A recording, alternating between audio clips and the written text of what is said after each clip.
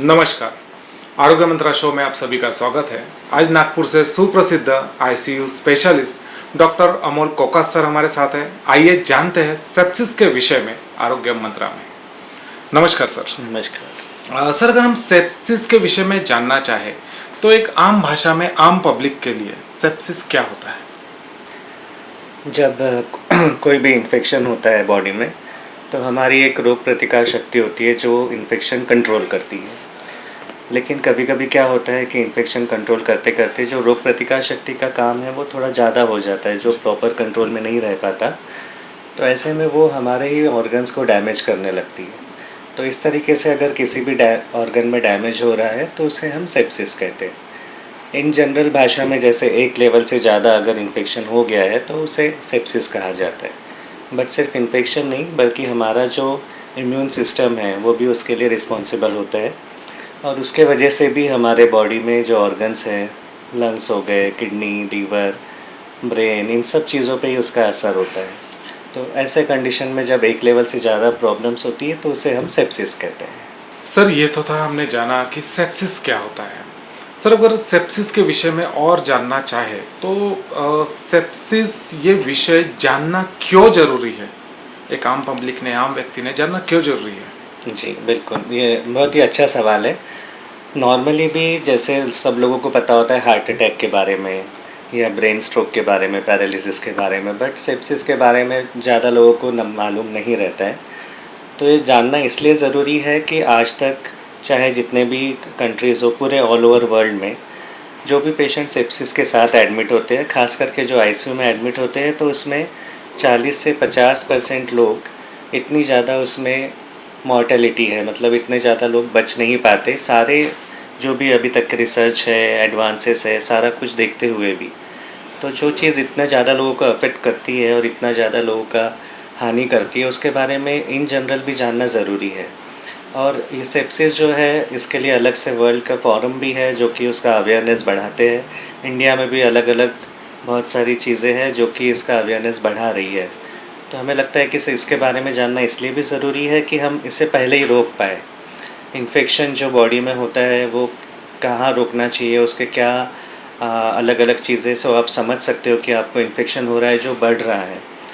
तो ये सब चीज़ें अगर हम जान ले तो हम सेप्सिस रोक सकते हैं स्टार्टिंग में। बट अगर हो गया और ज़्यादा सीवियर हो गया तो उसके बाद उसका ट्रीटमेंट भी मुश्किल होता है, महंगा होता है, और उसके बाद उसमें जान का खतरा भी बहुत ज़्यादा होता है। इसलिए इसके बारे में जानना ज़रूरी है। सर, अगर हम बात करें तो किन किन ऐसे खास इन्फेक्शंस में सेप्सिस होने के चांसेस बहुत ज़्यादा होते हैं? जी, मुझे लगता है इसमें दो चीज़ें हम देखेंगे कि किन लोगों में सेप्सिस ज़्यादा होता है और किन बीमारियों के वजह से सेप्सिस होता है। तो जो भी पेशेंट इम्यूनो कॉम्प्रोमाइज़ टाइप होते हैं, जैसे डायबिटीज़ हो गया, या कोई पेशेंट है जो डायलिसिस पे है, या किसी को किडनी की तकलीफ़ है, लीवर की तकलीफ़ है, या पेशेंट जिनको ट्रांसप्लांट हुआ है, तो ऐसे सारे पेशेंट हाई रिस्क में आते हैं सेप्सिस के लिए। इनको बहुत ज़्यादा चांसेस होते हैं कि सेप्सिस हो। या कोविड के बाद आपने देखा होगा काफ़ी सारे पेशेंट को स्टीरॉयड की ज़रूरत पड़ी। उस टाइम वो ज़रूरी भी था जान बचाने के लिए, बट उसके बाद सेप्सिस का प्रमाण ऐसे लोगों में जो किसी और बीमारी के वजह से भी, जिसमें स्टीरॉयड या इम्यूनोसप्रेसिव ड्रग ज़रूरी होते हैं, उसमें भी सेप्सिस का चांसेस ज़्यादा होते हैं। एक दो जो बीमारियां जो मेनली सेप्सिस में जाती है वो रहता है निमोनिया, लंग इन्फेक्शन, और दूसरा होता है यूरिन इन्फेक्शन। ये सबसे कॉमन चीज़ें हैं जो नॉर्मल पब्लिक में रहती है। तो एक तो ये वाला ग्रुप जो हाई रिस्क में आता है, और ये इन्फेक्शंस, ये दोनों चीज़ें हैं जो सबसे इम्पॉर्टेंट है जहाँ तक कि पेशेंट को सेप्सिस होता है उनके कारणों में। तो इन सब चीज़ों में ध्यान रखना चाहिए और अकॉर्डिंगली उसके ट्रीटमेंट होती है फिर। सर, ये तो आपने हमें, हमारे दर्शकों को काफ़ी अच्छी जानकारी दी सेप्सिस पे। लेकिन अगर सर हम जानना चाहें तो क्या ऐसे मुख्य लक्षण एक सेप्सिस के पेशेंट में हमें दिखाई देते हैं?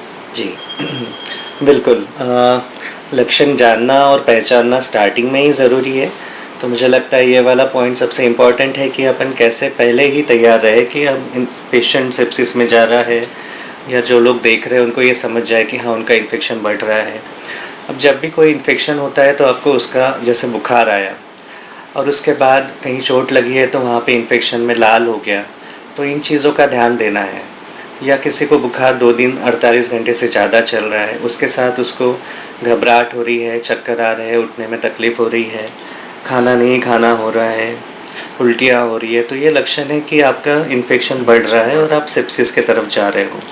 इसके अलावा जो बहुत इम्पॉर्टेंट है कि यूरिन कितनी हो रही है। अगर यूरिन की मात्रा कम है, पेशेंट उठ के चल नहीं पा रहा है, इसका मतलब उसका ब्लड प्रेशर कम हो रहा है, तो ये सब चीज़ें दिखाता है कि पेशेंट को सेप्सिस हो रहा है। इसके अलावा जैसे हाई रिस्क बताए, उनमें कई पेशेंट्स में जो इम्पोर्टेंट पॉइंट है कि कभी कभी बुखार नहीं आता। ओके। तो ये बहुत ही इम्पोर्टेंट रहता है कि अगर आपको बुखार नहीं भी है पर ये वाले लक्षण आ रहे हैं, या आपको कहीं चोट लगी है, उसमें सूजन बढ़ रही है, पेशाब कम हो रहा है, आपको अच्छा नहीं लग रहा अंदर से, तो ये सब चीज़ें भी सेप्सिस का लक्षण होते हैं। एक आखिरी चीज़ रहती है कि जो जिनकी उम्र ज़्यादा होती है उनके इसमें इन्फेक्शन की वजह से कभी कभी सिर्फ चिड़चिड़ापन होना, बराबर बात नहीं करना, खाना नहीं खाना, सिर्फ ये भी लक्षण इन्फेक्शन बढ़ने के और सेप्सिस होने के हो सकते हैं। तो ऐसा नहीं है कि सारे पेशेंट में बुखार आएगा ही। इसलिए ये अगर कोई भी इसमें अपने को ये लग रहा है, या हमारे यहाँ जो बुज़ुर्ग हैं उनको ये सब तकलीफ़ हो रही है, तो उनका जल्दी से जांच कराना ज़रूरी है।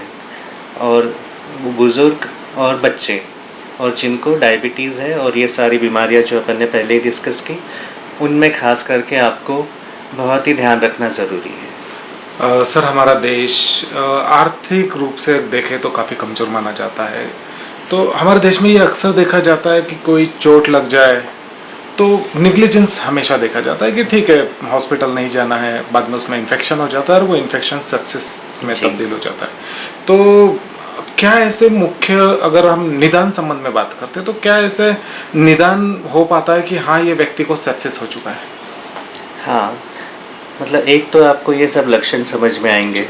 इसके अलावा अगर हम जांच की बात करें, जिसके हमको स्पेसिफिक देखना है कि कितने इसमें है, तो एक चीज़ रहती है कि बॉडी में कितना इन्फेक्शन है, वो देखने के लिए जो सिंपल ब्लड टेस्ट सब लोग करते हैं, वो एक होता है TLC, जो 4000 से 10,000 होता है। अगर वो बढ़ रहा है इसका मतलब इन्फेक्शन है, अगर वो कम भी हो रहा है तब भी उसका मतलब इन्फेक्शन होता है। दूसरी चीज़ होती है जो स्पेसिफिक, फिर अब मेडिकल साइड में आएंगे, जैसे CRP होता है या प्रोकैल्सिटोनिन होता है। इसके अलावा जो भी ऑर्गन, जैसे हमने सेप्सिस में कहा कि अपने कोई ऑर्गन, अपने कोई अवयव पे तकलीफ़ होगी, तो जो भी ऑर्गन में तकलीफ़ होगी, लंग्स हो गया, किडनी, लीवर, तो उनकी जो भी हम टेस्ट करेंगे उसमें चेंजेस आएंगे, उसमें बदलाव आएंगे, वो नॉर्मल रिपोर्ट्स नहीं दिखाएंगी। अगर इन्फेक्शन लंग्स में है तो हो सकता है एक्सरे में दिखाई दे, या फिर हम जो बलगम की जांच करते हैं उसमें दिखाई दे। अगर यूरिन में है तो यूरिन की हम जांच करती है तो उसमें दिखाई दे, यूरिन कल्चर बोलते हैं, यूरिन रूटीन बोलते हैं, ये सब कराते हैं। और डिपेंड, कभी कभी ऐसा, जैसे हमने चोट की बात की, तो कहीं पस हो रहा है तो वहाँ से पस ड्रेन करना बहुत ज़रूरी है। तो ऐसे टाइम जल्दी से जल्दी डॉक्टर को दिखाना, ताकि बॉडी में कोई पस ना रहे। कहीं पे भी अगर पस है तो वो पेशेंट को पूरे तरीके से ठीक नहीं होने देगा और सेप्सिस के चांसेस बहुत ज़्यादा बढ़ेंगे। तो ऐसे इसमें अपने को डॉक्टर को दिखाना बहुत ज़रूरी है। तो ये सब अपने को जांच करा सकते हैं, जिसमें कि अपने को एग्जैक्ट पता होगा क्यों सेप्सिस हो रहा है, और उसी के हिसाब से उनका इलाज आगे चलेगा। तो ये बेसिक चीज़ें हैं जो सेप्सिस में करते हैं। इसके आगे फिर ब्लड कल्चर और बाकी चीज़ें जो है वो सब चीज़ें भी रहती है। बट मुझे लगता है दर्शकों को ये इम्पोर्टेंट है कि अगर हमें ज़्यादा आगे नहीं जाना है, और जैसे आपने इकोनॉमिक चीज़ों का बताया, तो कम से कम खर्चा है तो बेसिक चीज़ें जल्दी कर लेनी चाहिए, ताकि हम पहले ही कंट्रोल कर सकें। सर, अगर हम बात करते हैं इलाज की, जी, उपचार की, तो किस प्रकार की उपचार पद्धति ये सेप्सिस के ऊपर अवेलेबल है? जी, सेप्सिस में 2 तरीके का है। अगर पेशेंट जल्दी आ जाते हैं, उनको समझ में आ जाता है तो बहुत अच्छी बात है। ऐसे इसमें अपन उनको एंटीबायोटिक्स देके, और जो भी अगर ऑर्गन में इन्वॉल्वमेंट है कुछ, तो उसको सपोर्ट देके जल्दी से ट्रीटमेंट कर सकते हैं। दूसरी चीज़ है कि अगर पेशेंट लेट आते हैं तो फिर हमें प्रॉपर ICU केयर भी लगती है कभी कभी। अगर उनको सांस की तकलीफ़ है तो आपको ऑक्सीजन की ज़रूरत पड़ेगी, या फिर बाईपैप की ज़रूरत पड़ेगी। दूसरा तरीका है, अगर यूरिन कम आ रही है तो उसके दवाई चलेंगी, बहुत बार IV फ्लूइड दवाई, और कभी कभी उसमें सपोर्ट भी लगता है, जैसे डायलिसिस सपोर्ट होता है, उस तरीके का। कोई पेशेंट को अगर पहले से हार्ट की तकलीफ़ है, और काफ़ी इम्पॉर्टेंट एक पॉइंट है कि अगर ब्लड प्रेशर ड्रॉप होता है तो इसका मतलब है कि सेप्सिस काफ़ी बढ़ गया है। तो वैसे इसमें पेशेंट का इलाज भी मुश्किल होता है, प्रोग्नोसिस भी मुश्किल होता है, अच्छा नहीं होता। तो इसलिए फिर उस इसमें हम बीपी बढ़ाने की दवाई देते हैं, हार्ट को जो सपोर्ट करने के लिए दे सकते हैं वो चीज़ें देंगे। शुगर कंट्रोल करना बहुत इंपॉर्टेंट पॉइंट है सेप्सिस में, तो शुगर कंट्रोल करते हैं। और ऐसा नहीं है कि सिर्फ बैक्टीरिया के ही कारण सेप्सिस होता है, बल्कि वायरस, जैसे कि हमने कोविड में देखा, काफ़ी सारे पेशेंट को कोविड में रेस तकलीफ हुई थी। इवन फंगल इन्फेक्शन, उसमें भी सेप्सिस होता है। तो अकॉर्डिंगली किस तरीके की कीटाणु की वजह से सेप्सिस हुआ है, वैसी उसकी ट्रीटमेंट होगी, और जो ऑर्गन अफेक्ट रहेंगे उसको वैसा सपोर्ट लगेगा। तो इस तरीके से इलाज किया जाता है। ये तो थी इलाज संबंध में बातें। सर, हमारे देश में ना बड़ी कॉमन सी समस्या है, सेल्फ मेडिकेशन। जी अगर कुछ भी लग जाता है, कुछ हो जाता है, तो लोग अपने आप ही दवाइयाँ लेना शुरू कर देते हैं। यानी हर व्यक्ति हमारे देश में खुद ही डॉक्टर हो जाते हैं। जी, तो ऐसे लोगों के लिए आप क्या कहना चाहेंगे कि कितना घातक साबित हो सकता है उस व्यक्ति के लिए? बिल्कुल। ये एकदम डेफिनेटली सेल्फ मेडिकेशन ख़तरनाक तो होता ही है, और एक लेवल तक के मुझे लगता है कि सारे लोग ट्राई कर लेते हैं। बट समझदारी इसमें ही रहेगी कि अगर आपने एक दिन ट्राई कर लिया और फिर नहीं हो रहा है, तो आप किसी अच्छे डॉक्टर को दिखाएं या किसी से सलाह ज़रूर लें, ताकि आपको ये सब चीज़ों का आगे में जाके प्रॉब्लम ना हो। और ख़ास करके जिनको और भी ऑर्गन में प्रॉब्लम है, उन्होंने कभी भी सेल्फ मेडिकेशन में नहीं जाना चाहिए, बल्कि उन्होंने डॉक्टरों की सलाह से ही लेना चाहिए। अदरवाइज़ ऑलरेडी प्रॉब्लम रहता है, और ऐसे अगर बड़ी बीमारी दूसरी हो जाती है तो फिर उनका ओवरऑल तकलीफ़ जो है वो भी बढ़ जाती है, खर्चा भी बढ़ जाता है, और जान का खतरा हो जाता है। तो इन सब चीज़ों में जो हाई रिस्क है, उन्होंने कभी भी सेल्फ मेडिकेशन नहीं ट्राई करना चाहिए। सर, अगर हम बात करते हैं बचाव की, जी, प्रिवेंशन की, तो किस प्रकार से हम सेप्सिस से बच सकते हैं? जैसे कि आपने अभी देखा था कि स्टार्टिंग में कोई भी इन्फेक्शन हो तो हमारी बॉडी रिएक्ट करेगी और कंट्रोल करेगी, वो ज़रूरी है ताकि हमें कंट्रोल ना, मतलब इन्फेक्शन ना हो और सब चीज़ें कंट्रोल में रहे। पर अगर इन्फेक्शन एक लेवल से ज़्यादा हो जाता है तो फिर ये तकलीफ़ होती है। तो हमें अगर बचाव करना है तो हमें इन्फेक्शन जो है वो स्टार्टिंग में ही कंट्रोल करना है, चाहे वो कोई भी इन्फेक्शन हो। और जैसे आपको बताया कि पर्टिकुलर टाइम, जैसे 48 घंटे से ज़्यादा कुछ भी आपको लग रहा है और जो भी हाई रिस्क है, तो इन सब चीज़ों में अपने को जल्दी से जल्दी ट्रीटमेंट लेके ही इसका कंट्रोल होगा। दूसरा बचाव का तरीका है कि अगर डायबिटीज़ के पेशेंट है तो उन्होंने फुटवेयर, जो चप्पल है, जूते हैं, वो प्रॉपर पहनना है ताकि उनको चोट ना लगे।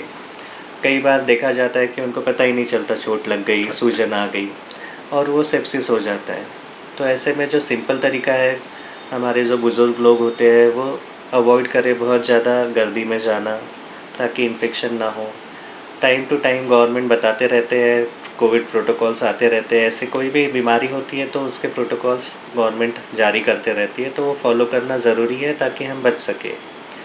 तो ये सिंपल चीज़ें हैं जो हमको देखना है। उसके अलावा एक इम्पॉर्टेंट चीज़ है कि हम सब न्यूट्रिशियस खाना खाएं, हरी सब्जियाँ, ये सब चीज़ें हमारे खाने में होनी चाहिए ताकि हमारी इम्यूनिटी अच्छी रहे, ताकि अगर कुछ हो भी जाए तो हम ये सब चीज़ें अपने आप कंट्रोल हो जाए, और अगर नहीं हो पाता तो फिर हमें डॉक्टर को दिखाना है। तो इस तरीके से हम बचाव कर सकते हैं। सर, इस वक्त जो देशवासी, जो दर्शक आपको देख रहे हैं, क्या एक संदेश आप उन्हें देना चाहेंगे सेप्सिस पर? जी, दो चीज़ें। एक तो सबसे पहली चीज़ है कि हम जितना हो सके इस बीमारी से बचना चाहिए, और कैसे बचना चाहिए उसका शायद हमने डिस्कस कर ही लिया। सबसे इम्पोर्टेंट है कि आप अपना ध्यान रखें, जो भी कुछ खाना खाए उसमें प्रॉपर पोषण रहे, हरी सब्जियां, इन सब चीज़ों का इस्तेमाल करें। बाहर जाते समय प्रॉपर चीज़ें पहने ताकि हम प्रोटेक्टेड रहें, और अगर उसके बाद भी कुछ होता है तो जल्दी से जल्दी आप अपने आसपास की जो भी मेडिकल सुविधा अच्छे से अच्छी है उसको जाके वहाँ पर दिखाएं। सर, आपने हमारे दर्शकों को सेप्सिस पे काफ़ी महत्वपूर्ण जानकारी दी, उसके लिए आपका धन्यवाद। धन्यवाद।